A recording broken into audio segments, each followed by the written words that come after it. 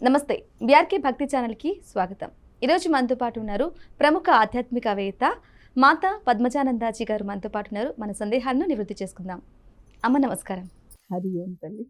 అమ్మ, అసలు చాలా మంది బాధపడుతూ ఉంటారు. మాకే ఎందుకు జరుగుతుంది ఇలా, మాకే ఎందుకు ఇన్ని కష్టాలు వస్తున్నాయి, మేము ఎంత పూజలు చేసినా, ఎన్ని దేవుళ్ళకు మొక్కినా, అలాగే ఎన్ని గుళ్ళు కూడా తిరిగినా కూడా మాకే ఎందుకు ఇలా జరుగుతున్నాయి, ఇన్ని కష్టాలు ఒకదాని వెంట ఒకటి వస్తూనే ఉన్నాయి. మరి ఎదుటి వాళ్ళకి ఏమీ లేదు, ఏమీ చేయరు, ఎక్కడికి వెళ్ళరు, కానీ అందరూ బాగున్నారు కదా అనే ఆలోచన ప్రతి ఒక్కరికి వస్తూ ఉంటుంది కొంతమందికి. మరి వాళ్ళు ఏం చేయాలంటారమ్మా? హరి ఓం శ్రీ గురుభ్యో నమః. తల్లి, అద్భుతమైనటువంటిది ఇది. ఎందుకంటే చాలామందికి తెలియాల్సినది. ఇప్పుడు ఉండేటువంటి స్థితి ఏదైనప్పటికీ కూడా అది ప్రారబ్ధ కర్మ అంటారు. అంటే పూర్వజన్మంలోని మనం చేసినటువంటి పాపపుణ్యాల మీద బేస్ చేసి ఈ జన్మ వచ్చింది. అలాగే ఈ జన్మ ప్రకారం మనకి జీవితం వచ్చింది. అయితే మాకే ఎందుకు కష్టాలు వస్తున్నాయి, వాళ్ళు ఏం చెయ్యకపోయినా వాళ్ళకి రావట్లేదంటే వాళ్ళు పూర్వజన్మలోని వాళ్ళు ఏదో మంచి కార్యాలు చేసుకుని లేకపోతే మంచివి చేసి వాళ్ళు ఈ జన్మలో ఈ జన్మ ఎత్తారు. అందుకని వాళ్ళు ఏం చేయకపోయినా నడిచింది. ఇక మేము పూజలు చేస్తున్న కొద్దీ పెరుగుతోంది అంటే దాని అర్థం రెండు కారణాలు ఉంటాయమ్మా ఇక్కడ. ఒకటి, నీవు త్రికరణ శుద్ధితో చేయకపోవడం, లేకపోతే రాగద్వేషాలు విపరీతమైపోయి, అంటే ఇప్పుడు ప్రశ్నలోనే ఉంది అది, వాళ్ళకేం లేదు నాకే ఉన్నది అని. ఎప్పుడైతే నీకు అటువంటి, నువ్వు పక్క వాళ్ళ గురించి కాదు, నీ గురించి నువ్వు ఆలోచించుకోవాలి. ఎప్పుడూ ఏ రోజు ఎవరు కూడా ఒకళ్ళతో ఒకళ్ళు కంపేర్ చేసుకోకూడదు.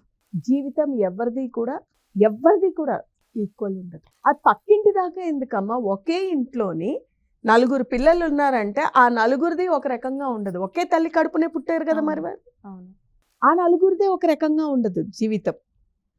ఎవరిది వారిదే, ఎవరి పాప కర్మానుసారంగా వాళ్ళ జీవితం ఉంటుంది. అలాగే ఇక్కడ భగవంతుడు అన్ని అధికారాలు, అన్ని హక్కులు మానవుడికే ఇచ్చాడు. నువ్వు ఎలాగైనా మార్చుకోగలిగే శక్తి మానవుడికే ఇచ్చాడు. మార్చుకోవచ్చు. ఇందాక మనం చెప్పుకున్నట్టు రెండో రకం ఏంటంటే, ఒక రకం ఏంటంటే త్రికరణ శుద్ధిగా చెయ్యకపోవడము, లేదా ఎంతసేపు రాగద్వేషాలతో పక్క వాళ్ళ గురించి ఆలోచిస్తూ నేను బాగుపడాలి అని కోరుకోకపోయినా పర్వాలేదు, కానీ పక్కవాడు బాగుపడకూడదు అనేది ఎక్కువైపోయింది ఈ రోజుల్లో. అవునా? అదే పెద్ద తప్పు జరుగుతుంది. నా వ్యాపారం ఇప్పుడు ఇద్దరు వ్యాపారస్తులు ఉండాలి, నా వ్యాపారం బాగుండాలి అని కోరుకోవడం తప్పు కాదు. కోరుకోవాలి కూడా, వాడు బతకాలంటే వాడు కోరుకోవాలి, అది తప్పు కాదు. కానీ పక్కవాడు వ్యాపారం బాగుండొద్దని కోరుకోవడమే పెద్ద తప్పు. అంటే ఎగ్జాంపుల్గా మనం ఇది ఎన్నో రకాలుగా మనం తీసుకోవచ్చు. వ్యాపారం అనే కాదు, ఈ రోజులలోని ఈర్ష్యాద్వేషాలు పెరిగిపోవడంతో పాటు, అంటే ఇప్పుడు వాళ్ళు ఒక చిన్న తప్పు, సపోజ్ నాకు నీ మీద ఒక కోపం వచ్చింది, లేకపోతే ఒక కసి వచ్చింది, నువ్వు నాకేదో చేసేవో అనుకుందాం. నువ్వు నాకేదో చిన్నది చేస్తే నేను దానికి ప్రతీకారంగా నేను ఇంకోటి నీకు చెయ్యాలనుకుంటున్నాను. అదే పెద్ద తప్పు. ఇలాగా పెంచుకుంటూ పోతున్నాం కర్మలు. దీనివల్లనే బాధ ఎక్కువైతుంది. ఒకటి ఆ రకమైతే, రెండు ఏంటంటే, ఎప్పుడైతే నువ్వు భగవంతుడికి విపరీతంగా త్రికరణ శుద్ధితో చేస్తున్నా కూడా భగవంతుడినే నమ్మినా వస్తున్నాయంటే, నువ్వు ఎప్పుడైతే భగవంతుడి దగ్గరికి వెళుతూ ఉన్నావో, దగ్గర అవుతూ ఉన్నావో, మామూలు పరీక్షలు ఉండవమ్మా, విపరీతంగా ఉంటాయి. కానీ ఎంత బాధ వచ్చినా, ఎంత పరీక్ష వచ్చినా ఎక్కడా కింద పడేయకుండా మళ్ళీ వాళ్ళే రక్షిస్తారు. అంటే ఆపద పెట్టేది భగవంతుడే, తీసేది కూడా భగవంతుడే. ఇది రెండో రకం. అంటే ఇప్పుడు చూడమ్మా, 10th క్లాస్ పేపరును పీజీ వాళ్ళ పేపరు ఒకేలాగుంటుందా? క్వశ్చన్ పేపరు ఎందుకు ఉండదు? పెరుగుతూ ఉండే కొద్దీ మారుతూ ఉంటుంది, టెస్టింగ్ కూడా పెరుగుతూ ఉంటుంది. అలాగే భగవంతుని దగ్గర అవుతూ ఉండాలి అని అనుకుంటూ ఉండే కొద్దీ భగవంతుడు పరీక్ష కూడా అలాగే పెడతాడు. ఏమీ కాకుండా మన యొక్క పొట్టకూటి కోసం చదివేటువంటి విద్యల్లోనే పరీక్షలు పెడతారే. ప్రతి పరీక్ష పాస్ అయ్యాకే కదా నువ్వు నెక్స్ట్ క్లాస్కి వెళ్తావు. ఏదైనా అంతే కదా. అటువంటిది ఈ యొక్క భగవంతుని దగ్గర మరి జగత్తుకే మూలమైన ఆ పరమాత్ముడు నిన్ను పరీక్షించకుండా ఆయన దగ్గరికి చేర్చుకుంటాడా? పరీక్ష. అయితే పరీక్షగా వచ్చినటువంటి బాధ కానీ, పరీక్షగా వచ్చినటువంటి సమయం కానీ, నువ్వు ఎప్పుడైతే ఏది ఆలోచించకుండా కరెక్ట్గా భగవంతుడి గురించే తప్ప నాకు ఇంకా ఏమీ లేదు, భగవంతుడే సర్వం అనుకుని నువ్వు శరణాగతి అయిపోయాక కూడా నీకు వస్తున్నాయి అంటే, పెట్టేది భగవంతుడే, తీసేది కూడా భగవంతుడే. కానీ సమయం వచ్చేంత వరకు పరమాత్మ నీ పాదాలు నేను వదలను అనేటట్టు పట్టుకుని ఉంటే వాళ్ళే పక్కకు తీస్తారు. పరీక్ష అన్నమాట. ఏం చేసినా వీళ్ళు నన్ను వదిలేస్తారా, పట్టుకుంటారా? పట్టుకుంటే నేను చెయ్యితనిస్తా. ఇప్పుడు మనకి కృష్ణుడు కుచేలుడిని చిన్నప్పటి నుంచి స్నేహితుడే కదా, ఎంత దారిద్ర్యం అనుభవించాడు అతను. మరి అప్పుడు చూడలేక ఎందుకు తనకి తానుగా భగవంతుణ్ణి అడగాలి అని ఎదురు చూశాడు. ఆయనంతటా ఆయన వచ్చాడు. ముక్కిపోయినా కూడా ఆయన అటుకులు తిన్నాడు.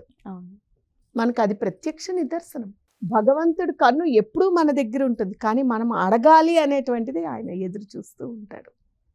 ఇది మనకి తెలియపరచడానికి ఆ రోజు ఆ ఇన్సిడెంట్. తక్షణమే మరి ఆయన అడిగాడా? అక్కడికి వచ్చిన తర్వాత కృష్ణుని చూసినాగానే మైమర్చిపోయాడు. అడగలేదు నాకు ఇది ఇవ్వు అని. కానీ ఏం కావాలో కృష్ణుడికి తెలుసు కాబట్టి తను అడగకుండానే ఆయనకి కావాల్సిన దానికంటే డబల్ ట్రిపుల్ ఇచ్చాడు. అదే భగవత్ శక్తి. ఇది కూడా అంతే. నువ్వు ఇట్లా అంకితం అయిపోయిన తర్వాత నీకు ఇంకా సమస్య వస్తుంది అంటే, నువ్వు ఏమైనా చేయి నీ పాదాలు వదిలేది లేదు అనుకుని మనం భగవంతుని పట్టినప్పుడు వచ్చిన సమస్య వస్తుంది. అది నడిచేది నడుస్తుంది. జనాలకి భయం వేస్తుంది, మనకి భయం వేస్తుంది. కానీ ఎలా దాటిపోతుందో కూడా తెలియదు. దానికి ప్రత్యక్ష నిదర్శనం నేనే. అంటే ఇప్పటికీ కూడా మాకు కూడా విపరీతమైన పరీక్షలు ఉంటాయి. ఇది చెప్పాల్సిన సమయం. ఏంటంటే అమ్మ పీఠం ఏర్పాటైంది, రెంట్ కడుతూ కూడా పీఠాన్ని నడిపాం. మేము నడుపుతున్నాం, సొంతం లేదు. నీవు వచ్చావు, నీ అంతటా నువ్వు వచ్చావు. నీవు కొంతమంది వందలు వేలు లక్షల మంది నీ దగ్గరికి ఆర్తితో రావాలి, ఆనందంతో వెళ్ళాలి. నువ్వు ఇక్కడ వచ్చావు కాబట్టి నీ సన్నిధికి చేరి ఆనందంతో వాళ్ళ జీవితాలు బాగుండాలి. అది నీదే బాధ్యత. నేను విశ్వ ప్రయత్నాలు చేశా. నేను ఇప్పటికి కూడా ఏం కొనలేకపోతున్నా. ఏం చేసుకుంటావో చేసుకో, అది జరగాలంతే అని పట్టుదల పట్టుకుని పరీక్షగా నడుస్తున్నా. ఇప్పుడు నేను పరీక్షలో ఉన్నా అంటే ఎడ్జ్ చివరి స్టేజ్కి వచ్చావు అనమాట. కానీ ఖచ్చితంగా భగవతి అలాని నేను ఇప్పటి వరకు ఎవరిని నేను పీఠం కట్టాలి, నాకు ఇన్ని లక్షలు ఇవ్వండి, లేదా ఇన్ని వేలు ఇవ్వండి, లేదా నాకు ఏదో ఒకటి ఇవ్వండి అని ఎవరిని అప్రోచ్ అవ్వను నేను. ఎందుకంటే వచ్చింది భగవంతుడు. నీవు ఇచ్చిందైతే నువ్వే అక్కడ పెడతావు. అంటే ఇది నాకు నిదర్శనం. ఎందుకంటే 2016లోని గాయత్రి మాత దర్శనం ఇచ్చి ధ్యాన దర్శనం ఇచ్చి కోటి గాయత్రి మహాయజ్ఞం చేయమంది. అప్పుడు కూడా డబ్బులు లేవు నా దగ్గర. నేను అప్పుడు ఒక ఆశ్రమంలో ఉన్నా, తెనాలిలో. ఏమీ లేదు. ఎలాగా అన్నప్పుడు ఆయన కూడా బయటికి రాగానే, అప్పుడు నేను పూర్వాశ్రమంలోనే ఉన్నా. ఆయన కూడా ఏంటంటే ఆ ఆశ్రమ అధిపతి కూడాను ఎవరైతే కట్టారో ఆయన కూడా, అమ్మో అది లక్షల్లోనే అవుతుందంట, ఇది మన వల్ల కాదన్నారు. ఆయన ల్యాండ్ లార్డే మళ్ళీ. కానీ అది ఏమైందంటే మళ్ళీ ఆ తర్వాత ఆ గాయత్రి మాత దగ్గరే కూర్చుని, ఇది నీ సంకల్పం అయితే నువ్వు చేస్తావు, ఇది నా భ్రమ లేదా నా సంకల్పం అయితే వదిలేస్తావు అనుకున్నాం. ఇంత చేయను అన్న ఆయన 2 రోజులకే అది మళ్ళీ ఒక లైన్కి వచ్చింది. గాయత్రి పరివార్, ఋషికేశ్ గాయత్రి పరివార్ నుంచి రావడము, దీక్ష ఇవ్వడము, నేను దీక్ష చేయడం, అప్పుడు ఋషులు అందరూ కనిపించడం, అంగరంగ వైభవంగా కోటి గాయత్రి మహాయజ్ఞం జరిగింది. అప్పుడు గాయత్రి దర్శనం జరిగి, అంటే అప్పుడు ఎలా చేసిందో ఇప్పుడు అలాగే చేస్తుందని ఒక ధైర్యం ధీమాతో కూర్చున్నాం. కానీ ఎదురు చూస్తున్నాం సమయం వరకు. అంతే, తప్పకుండా భగవంతుని పాదాలు పట్టిన తర్వాత నువ్వు పరీక్షని ఎదుర్కొన్నావు అంటే, పరీక్ష ఎదుర్కొనడానికి చాలా కష్టంగా ఉంటుంది. ఒకసారి ఎదుర్కొన్నాము అంటే అది తిరిగి ఉండదు, ఎక్కడో తీసుకెళ్ళి కూర్చోపెడుతుంది. ఆ కూర్చోపెట్టే లోపల అది తట్టుకోలేకపోతేనే పడతాం. అలాగేనమ్మా. చాలా మెడిసిన్ డోస్ ఉంటుంది చూడమ్మా, మెడిసిన్స్ డోస్ లాగే ఇది కూడా అంతే. చాలా సంతోషం అమ్మా, చాలా చక్కగా వివరించారు. ధన్యవాదాలు. హరి ఓం తత్సత్.